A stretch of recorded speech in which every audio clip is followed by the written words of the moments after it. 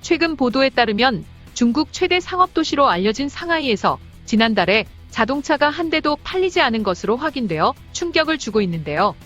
이는 중국 당국의 제로 코로나 정책에 따라 50여일째 강도 높은 봉쇄를 이어가고 있는 탓으로 분석됩니다. 17일 블룸버그 통신은 상하이 자동차 판매협회를 인용해 봉쇄 조치로 지난달 시내 모든 대리점이 문을 닫아 상하이시의 자동차 판매량이 0을 기록했다고 보도했습니다. 참고로 협회에 따르면 작년 4월에 상하이에서 팔린 자동차는 26,311대로 알려졌습니다. 상하이 이외의 중국 다른 지역에서도 자동차 판매가 급감했습니다. 지난주 중국 승용차협회는 4월 중국 전체의 승용차 판매량이 106만 대로 작년 동월 대비 36% 줄었다고 밝혔습니다.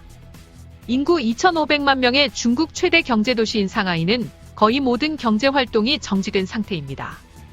봉쇄 조치가 이어지면서 시민 외출 불가, 상점 폐쇄, 교통수단 운행 중단이 이어져 왔습니다.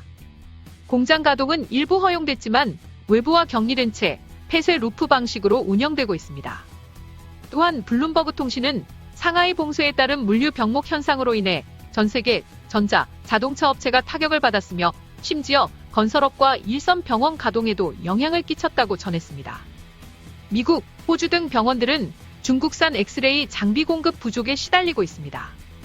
미국 내 일부 공장 생산 라인을 짓는 일도 중국에서 도달해야 하는 부품 수급 문제로 지연되고 있습니다. 중국산 수도꼭지 부품이 제때 들어오지 못해 미국 내에서 건물을 짓는 데 영향이 있기도 했습니다. 마이크로소프트, 텍사스 인스트루먼트 등 IT 업체는 이번 봉쇄로 매출이 줄어들 것으로 예상했습니다. MS는 엑스박스 등 제품 생산이 어려워질 것이라고 전망했고, 덴마크 가전업체 뱅앤올룹스는 매출 전망을 하향 조정했습니다. 폭스바겐, 도요타 등 완성차 업체들은 물류 문제가 지속되고 있지만 상하이와 지린성 공장에서 일부 생산을 재개한 상태입니다. 로이터 통신에 따르면 테슬라 상하이 공장은 생산 재개에 들어갔지만 생산 능력을 코로나19 봉쇄 이전 수준으로 끌어올리려는 계획은 최소 일주일 연기했습니다. 또한 중국 봉쇄 여파로 중국 내 반도체 생산량도 급감했습니다. 사우스 차이나 모닝포스트는 17일 중국 국가통계국의 발표 자료를 인용해 중국 반도체 산업 중심지인 상하이의 코로나19 상황 악화 등의 영향을 받아 중국의 4월 집적회로 생산량이 전년 동기 대비 12.1% 줄어든 259억 개에 그쳤다고 보도했습니다. 한편 상하이 봉쇄의 충격 등으로 4월 중국 소매 판매는 작년 같은 달보다 11.1% 감소했고 산업 생산도 작년 동월 대비 2.9% 줄었습니다.